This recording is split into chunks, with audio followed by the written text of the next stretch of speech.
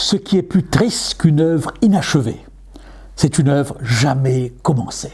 En effet, vous l'avez constaté, voir une maison abandonnée, inachevée, voir un chantier abandonné, inachevé, voir un individu où tout laisse croire qu'il est inachevé par rapport aux circonstances de la vie, c'est vraiment triste, très triste. Mais ce qui est encore plus triste, comme le dit ce petit texte, c'est une œuvre jamais commencée.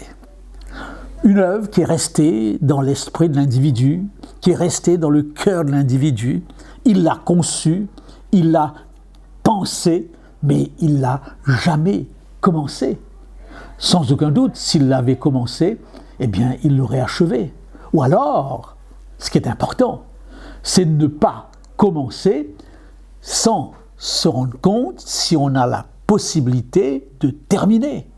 C'est dans les évangiles que le Christ, qui parle à ces gens qui ont une foi extraordinaire, mais très souvent un peu insensée. Ils se lancent par la foi dans toutes sortes de projets, mais n'ont pas pris le temps, comme c'est le cas pour les gens du monde, suivant son expression, de bien calculer, pour savoir si on a les moyens, le potentiel pour terminer ce qu'on a commencé.